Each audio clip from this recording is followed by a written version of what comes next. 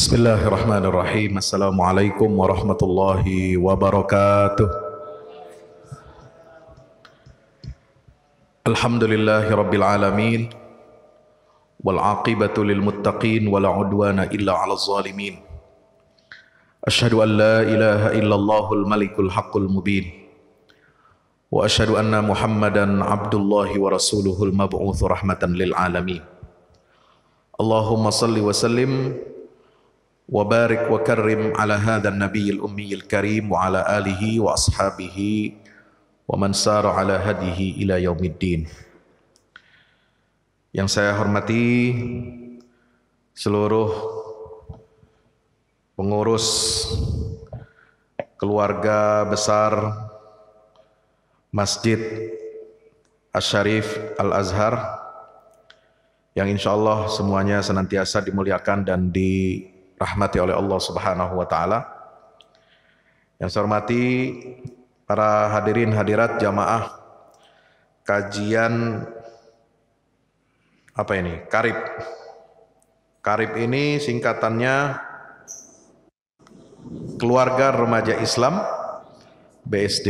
Jadi ini sebuah forum yang sangat bagus. Apalagi di bulan suci Ramadan ini merupakan sarana bagi kita untuk terus menjalin dan memperkuat ukhuwah Islamiyah. Saudaraku yang diberkahi oleh Allah Subhanahu wa taala, hari ini hari keempat kita melaksanakan ibadah puasa Ramadan. Tidak terasa, sepertinya Ramadan tahun lalu baru selesai, tapi sekarang kita sudah berada di bulan Ramadan 1444 Hijriah. Ramadan yang kita nanti-nantikan, Ramadan yang kita rindukan. Seringkali kerinduan kita kepada Ramadan itu seringkali tidak segaris, tidak selurus dengan target yang hendak kita capai di bulan suci Ramadan. Kadang-kadang semangatnya aja, kadang-kadang pengennya saja, kadang-kadang rindunya saja, tapi setelah ketemu dengan yang dirindukan, setelah melepas kangen dan rindu di malam pertama bulan Ramadan, itu biasanya masjid-masjid rame, ya, penuh, jamaah meluber seperti halnya sholat Jumat, ya, tua kecil, ya, anak muda, remaja, laki-laki, perempuan, semuanya tumpah ruah memenuhi ruangan masjid, bahkan sampai ke halaman. Itu kalau malam pertama.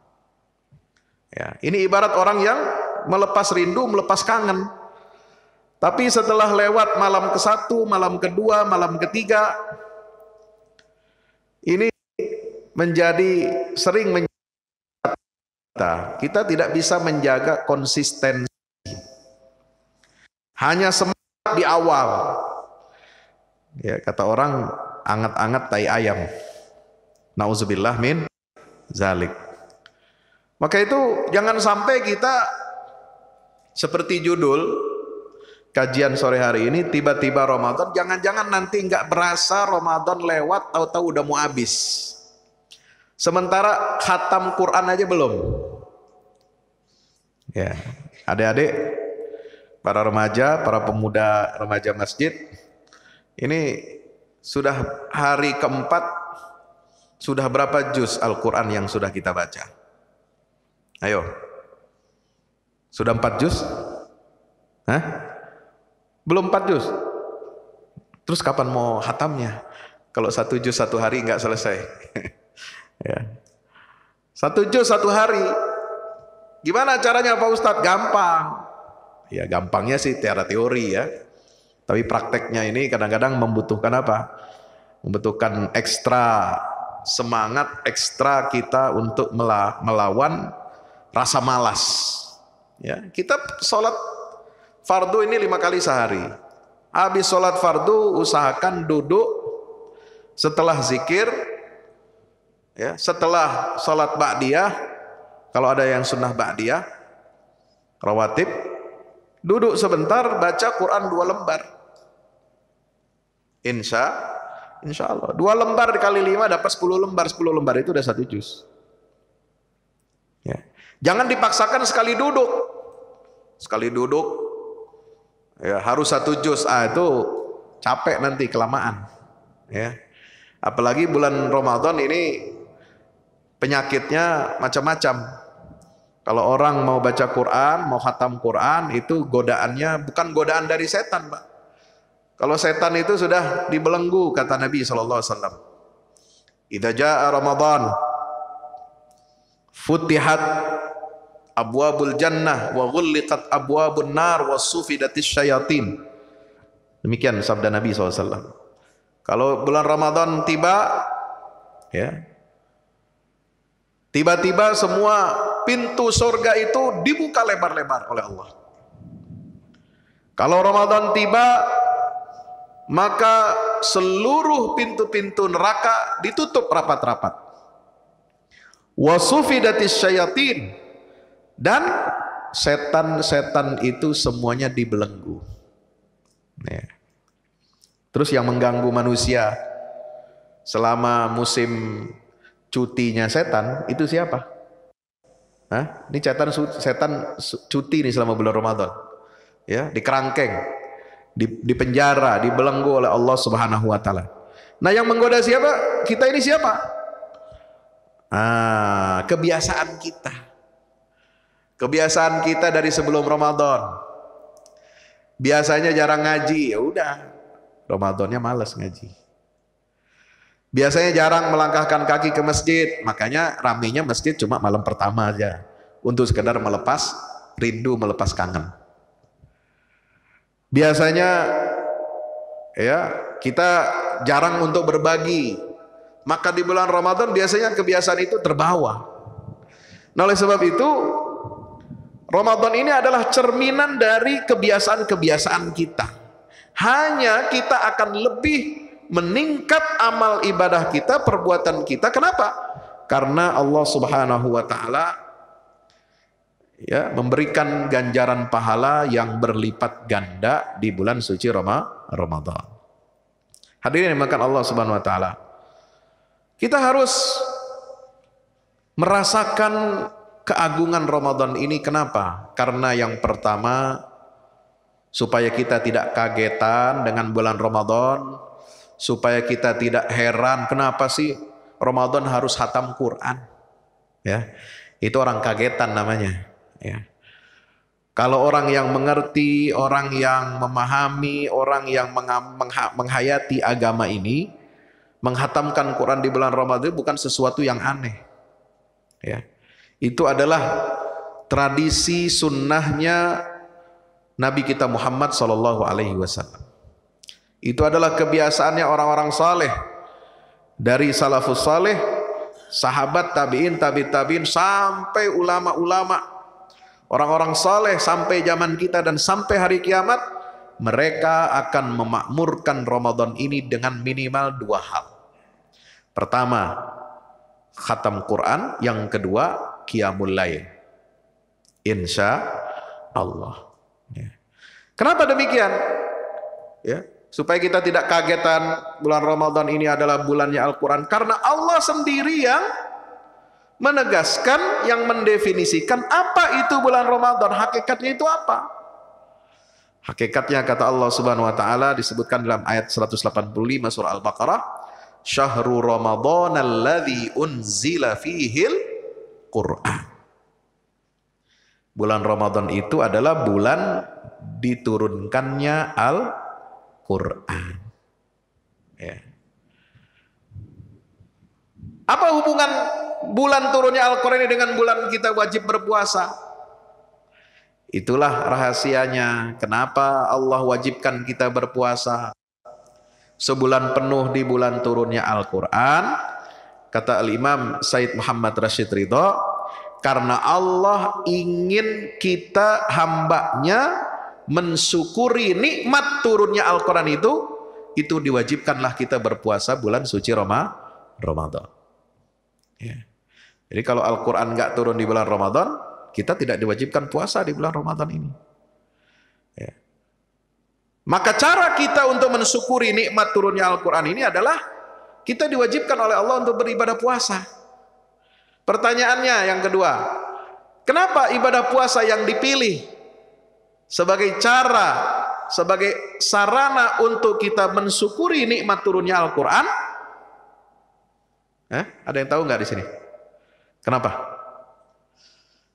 Kita mensyukuri nikmat Allah namanya turunnya Al-Quran. Terus cara bersyukurnya dengan cara kita disuruh beribadah puasa. Kenapa? Ada yang tahu? Karena Al-Quran dan puasa itu memiliki fungsi yang sama. Apa fungsi yang sama?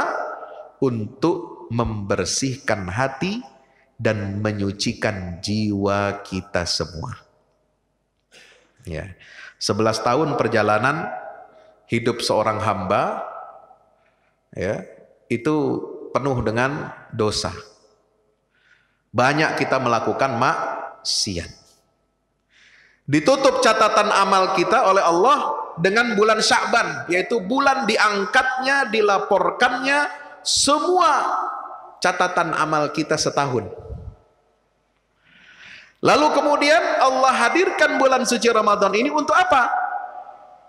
Untuk menjadi pembuka lembaran baru catatan amal kita, di mana di situ kita disiapkan oleh Allah Subhanahu wa taala dengan berbagai macam aneka ketaatan kepada Allah taala. Jadi 11 bulan sebelumnya kita banyak maksiat, ya. Lalu kemudian dirubah pola hidup kita di bulan Ramadan dengan apa? Pesta ketaatan. Biasanya kalau kita pesta itu apa? Maksiat. Pesta dengan hal-hal yang tidak berguna, tidak bermanfaat. Pesta diisi dengan apa? Hal-hal yang melalaikan, ya.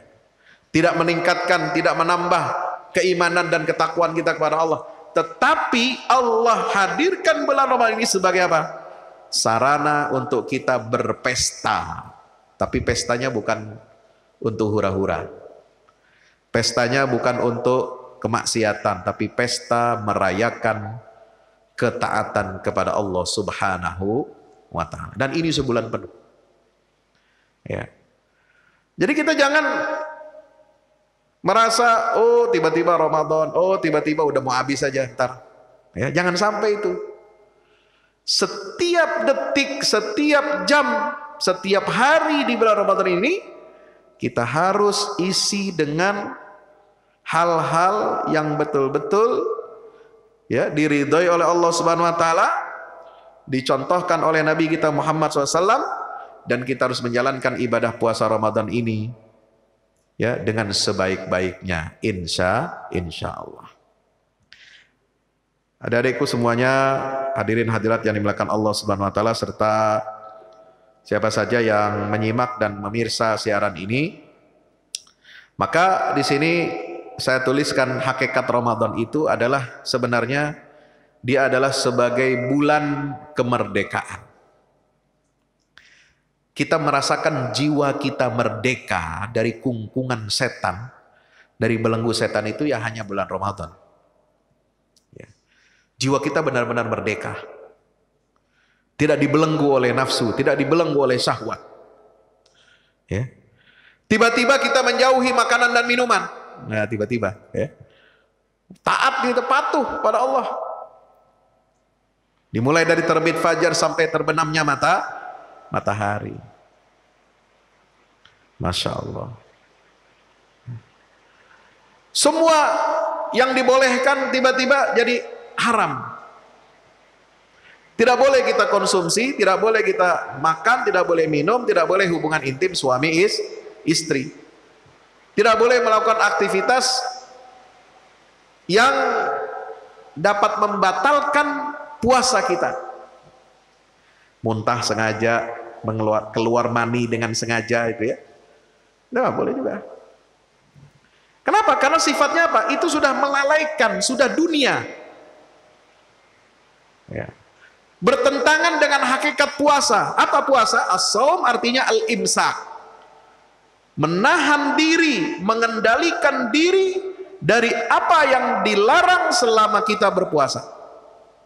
Dari terbit fajar sampai terbenamnya matahari.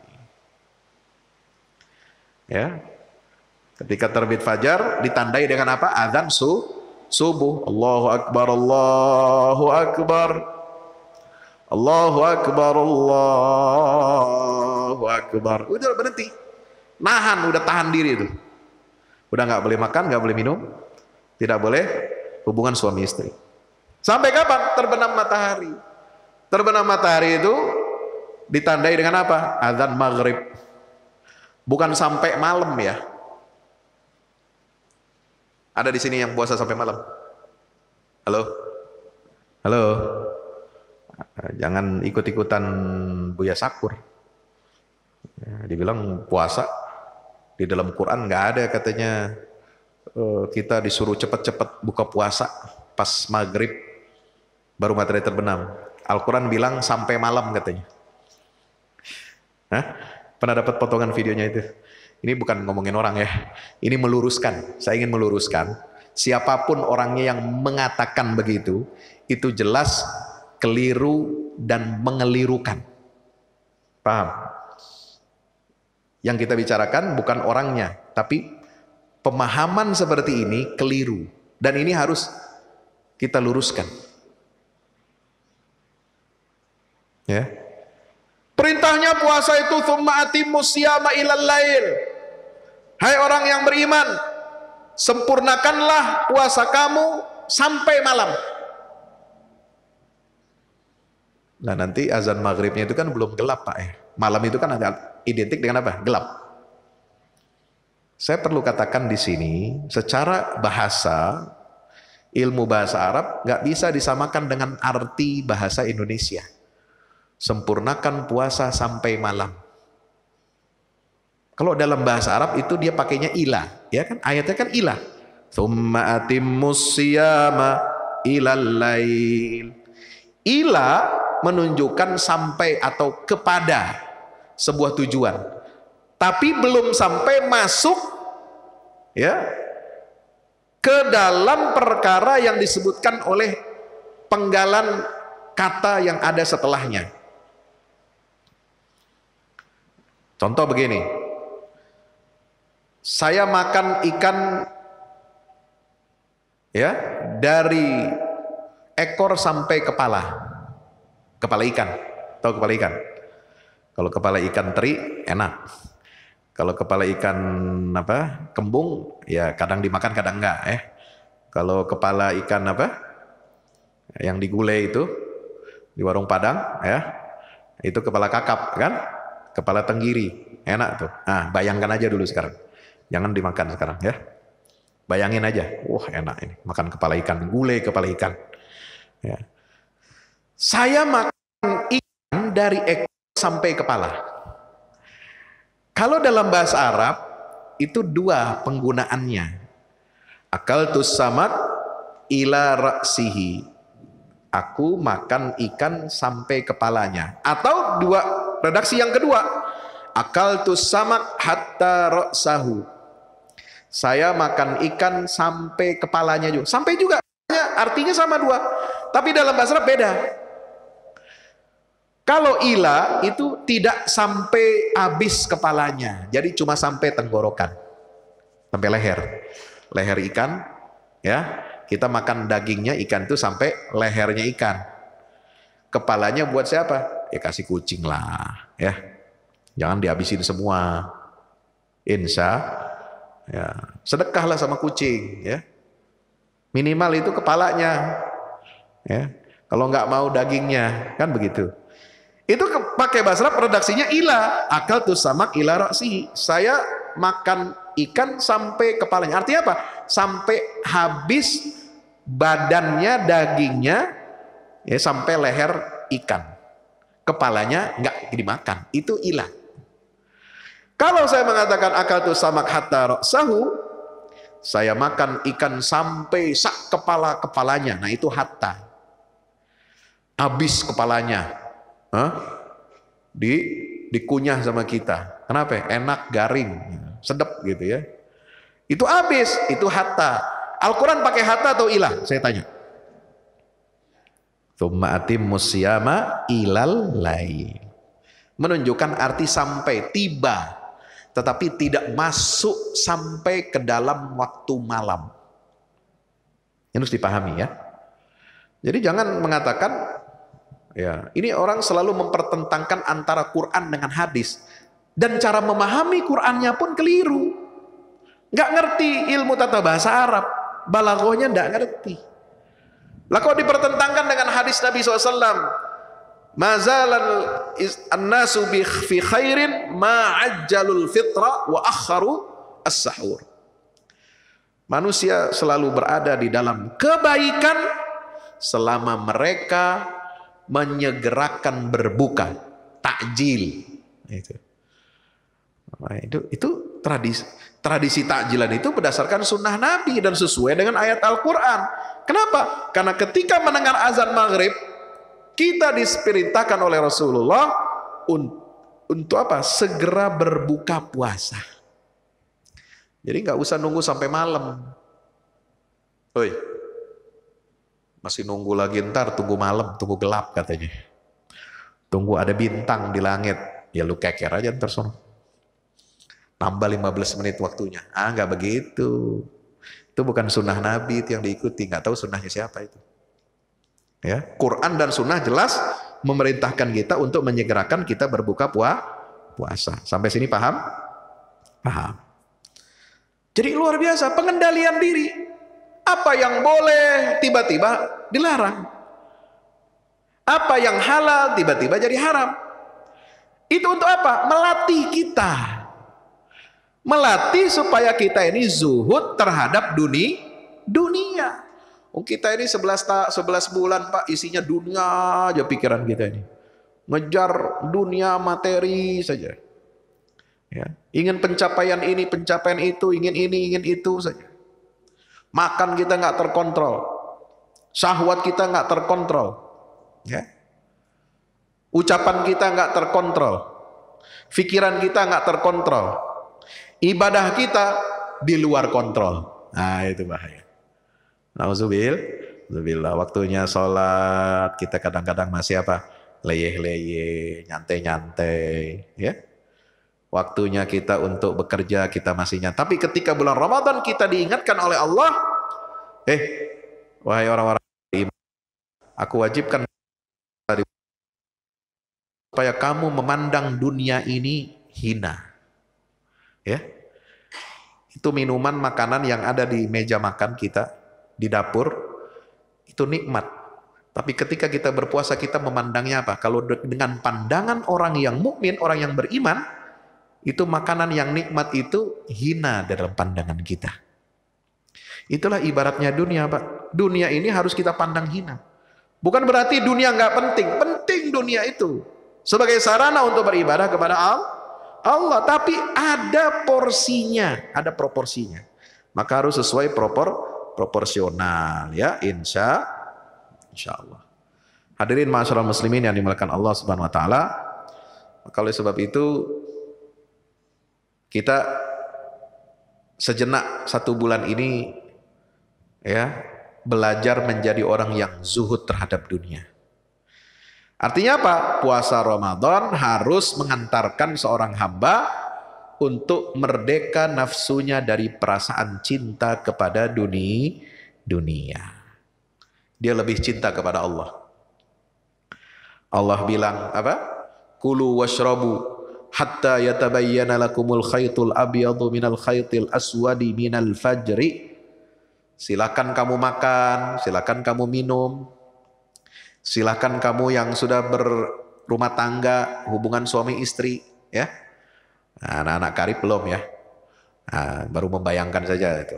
Ya. Bolehlah, tapi bayangannya itu jangan lama-lama, ya. Jangan jadi jomblo sakinah. Itu terus menerus jomblo. Jadi akhirnya sakinah terus dalam kejombloannya ya. Kata Allah, di malam hari bulan puasa, makanlah kamu, minumlah kamu, berhubunganlah kamu dengan istrimu sampai kapan? Ini disiplinnya ini. Hatta yatabayyana lakumul khaytul abyad, sampai jelaslah ada garis atau benang ya, benang putih minal khaytil aswadi minal fajar ya, yang menandakan terbitnya fajar, yang menandakan dia keluarlah benang warna putih dari apa? Dari gelapnya malam. Baru setelah itu Allah perintahkan apa? Tsumma atimmus syiyama ilal lail. Sempurnakanlah kamu menahan diri dari makan, minum dan hubungan suami istri siang hari, tidak boleh. Kamu harus tahan itu sampai kapan? Sampai tanda waktu masuk malam. Itulah terbenam matahari. Jadi kita zuhud kepada dunia ini luar biasa. Ya, kita diajarkan oleh Allah Subhanahu wa taala ya, bagaimana kita harus memandang dunia ini. Nabi SAW pernah melewati pasar dan orang-orang itu sedang sibuk. Nah, ini kebiasaan kita biasa begitu. Pada satu waktu beliau datang ke pasar, orang-orang di pasar lagi sibuk. Dan subhanallah ya, ada satu bangkai anak kambing yang kupingnya kecil ya.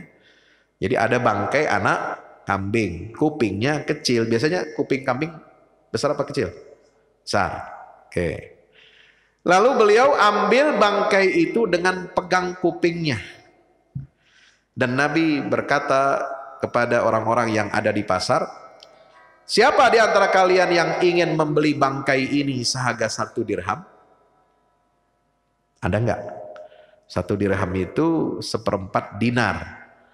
Ya, 1/4 dinar. 1 dinar itu 4 gram emas, ya, 4,5 gram atau 1/4 gram. Ya, kurang lebih sekarang kalau 1 dirham itu harganya ya 1 juta lah. Karena kalau 4 gram kurang lebih sekarang 4 juta rupiah. Ya. Ini ada bangkai anak kambing, ya, kupingnya kecil, dijual oleh Rasulullah dengan harga 1 juta, 1 dirham. Kira-kira ada yang mau nggak? Ya, orang-orang di pasar bingung, ya, ribut ya. Ya Rasulullah, kami tidak ingin membeli bangkai itu, ya. Kalaupun masih ada manfaatnya, untuk apa kami beli? Oh, nggak ada manfaatnya. Udah bangkai, mending kalau dia disembelih ya, dipotong, lalu kami beli dagingnya. Itu kan halal dimakan. Wah, ini bangkai. Ya, bangkai nggak bisa dimakan. Ya, nggak bisa dimakan. Terus buat apa kami mengeluarkan uang 1 dirham hanya untuk membeli bangkai? Nah, apa kata Nabi SAW? Baik, kalau kamu tidak mau beli dengan 1 dirham, ini saya kasih kamu gratis. Apakah kalian mau terima bangkai ini? Maka orang-orang menjawab, demi Allah ya Rasulullah, jika kambing itu masih hidup, kuping yang kecil itu adalah cacat. Nggak ada orang mau beli. Ya, kambing masih kecil, kupingnya kecil, cacat, nggak mau. Ya. Bagaimana pula dengan bangkainya ya Rasulullah? Maka Nabi tersenyum. Ya, berarti orang ini paham nih. Nah, ini mulai paham nih. Harga dunia yang sesungguhnya itu seperti itu. Ya. Orang kalau ditawari bangkai mau beli apa enggak ada yang mau. Kalau mau dikasih gratis, buat apa juga kita dikasih gratis pegang bangkai kan? Maka Nabi SAW bersabda, wallahi inna dunya la ahwanu 'alallahi min hadhihi. Demi Allah, sesungguhnya dunia ini lebih hina di mata Allah daripada bangkai tersebut.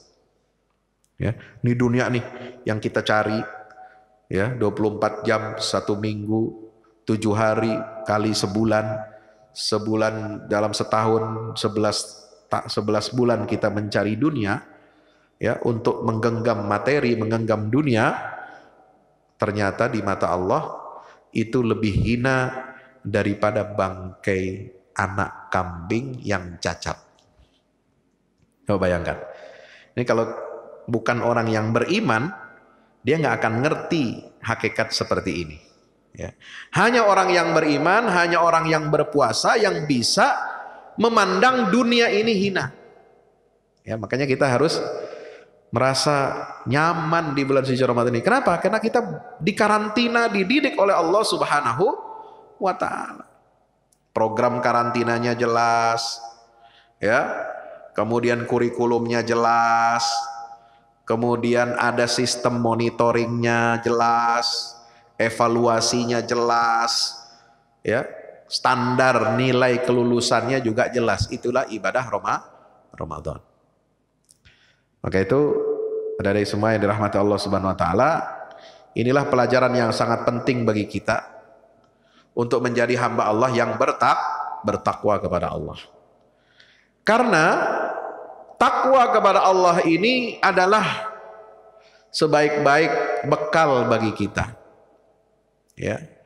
Pelajaran ketakwaan dari ibadah puasa adalah bagaimana supaya kita memerdekakan nafsu yang tadinya liar, akhirnya apa? Dia taat, tunduk dan patuh hanya kepada Allah.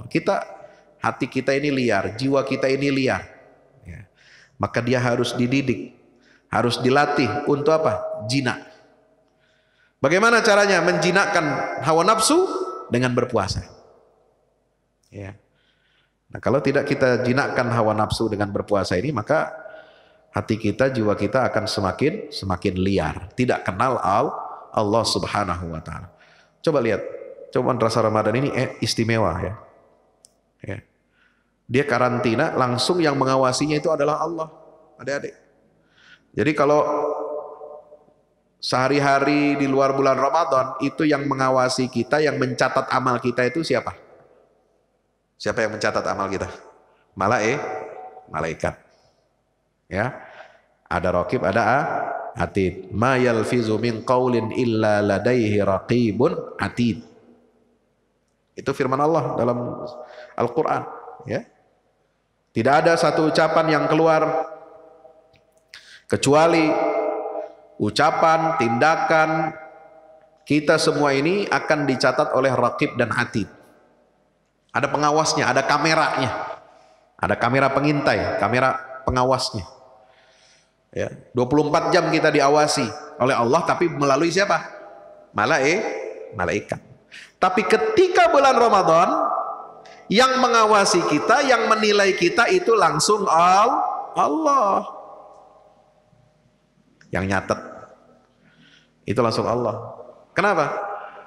Karena banyak, ada diantaranya hadis Nabi SAW mengatakan, ini hadis riwayat muttafaq alaih, kullu amali ibni adam lahu illa shaum fa innahu li wa ana ajzi bihi. Setiap amal anak-anak Adam itu adalah kembali untuk dirinya sendiri kecuali puasa. Artinya apa? Setiap amal anak Adam itu nanti yang mengawasi itu adalah malaikat. Kecuali puasa. Puasa itu dilakukan untuk aku dan aku sendiri yang akan memberikan ganjarannya.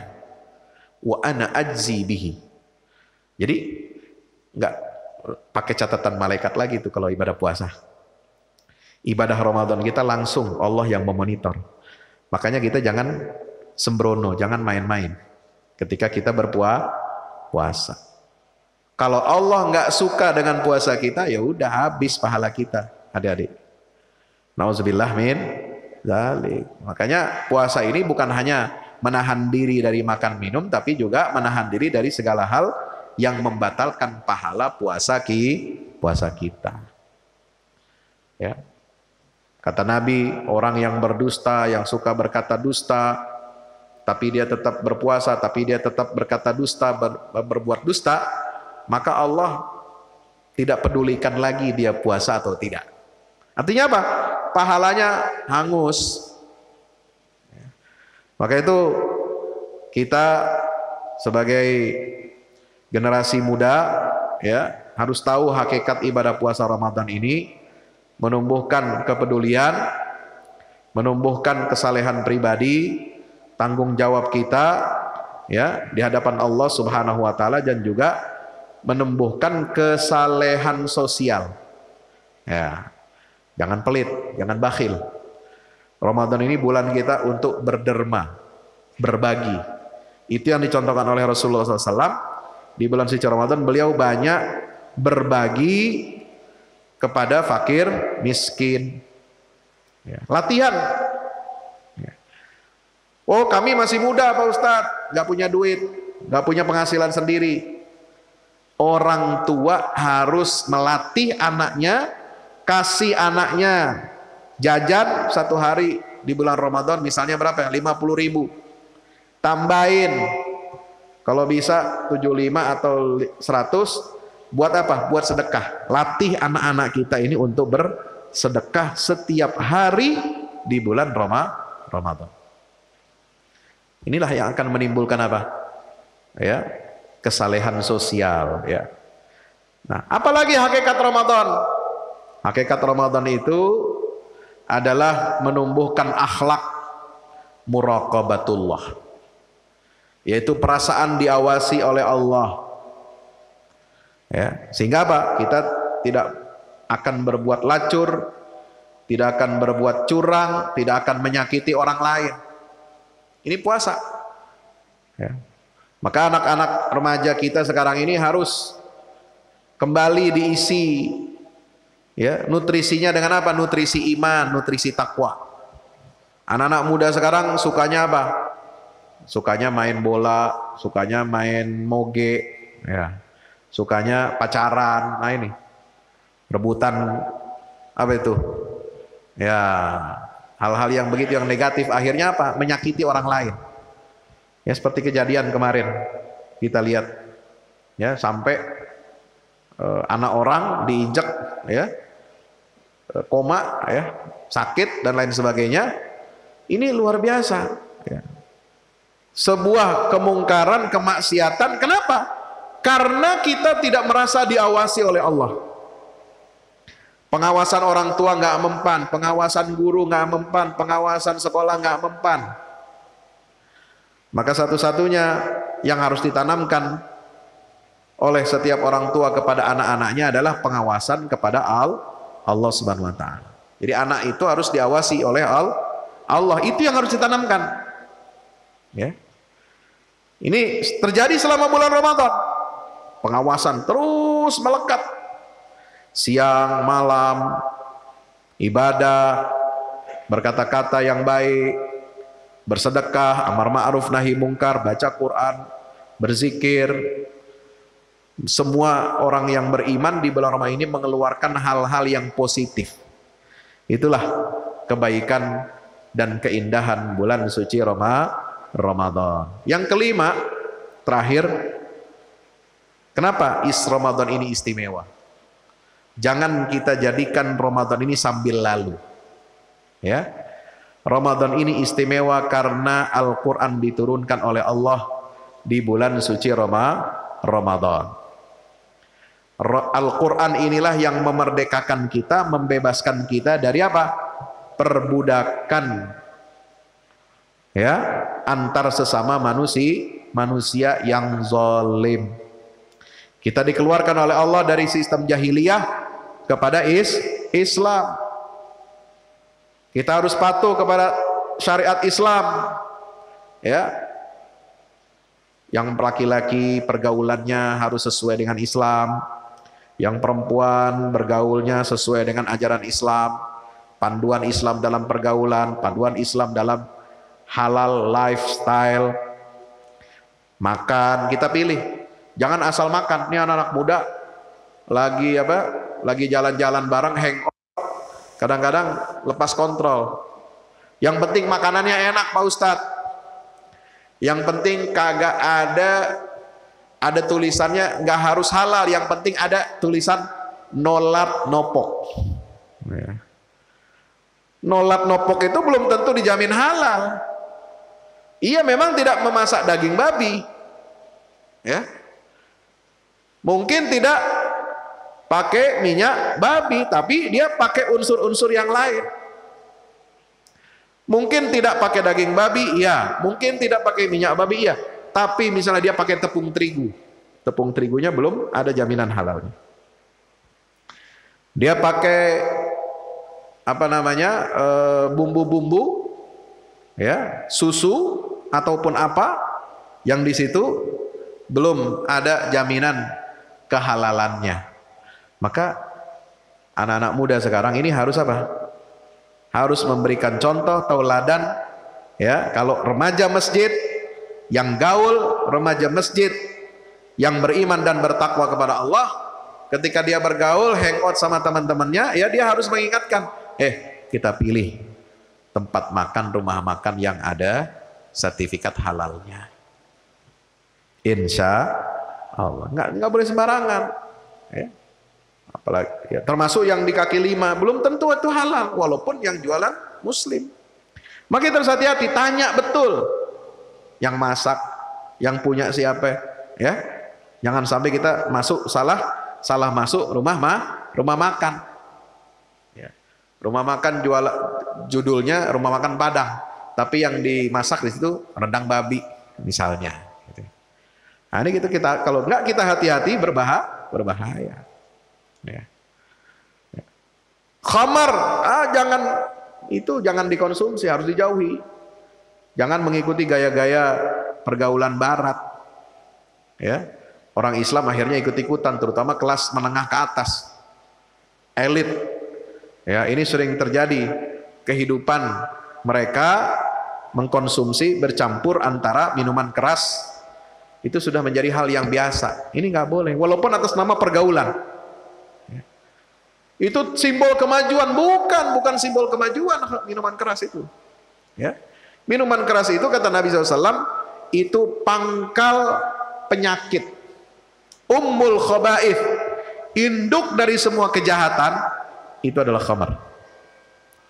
Makanya ketika ayat Quran turun melarang, ya, minuman-minuman keras, apa yang dilakukan oleh para sahabat? Fahal antum muntahun, ditanya oleh Allah, maukah kamu berhenti dari minuman keras? Innamal khamru wal maisiru wal ansab wal azlamu rijsun min amali syaitan fajtanibuhu la'allakum tuflihun.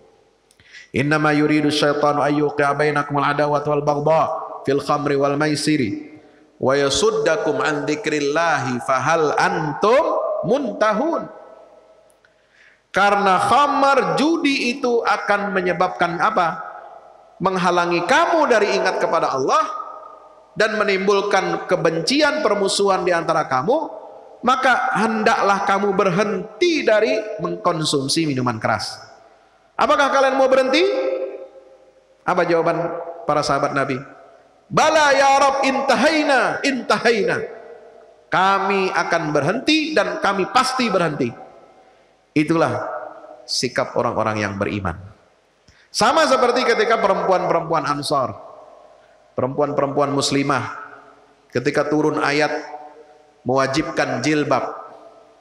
Jadi kalau ada yang bilang jilbab nggak wajib, halo, yang penting jilbab hati, lu cari aja jilbab hati di pasar online, ada nggak? Dapat, beli aja sana jilbab hati di Tokopedia kayak di Shopee. Jilbab hati, gimana masangnya? Jilbab dipasang di kepala, nutupin rambut, nutupin aurat, nutupin leher, nutupin telinga, nutupin, ya,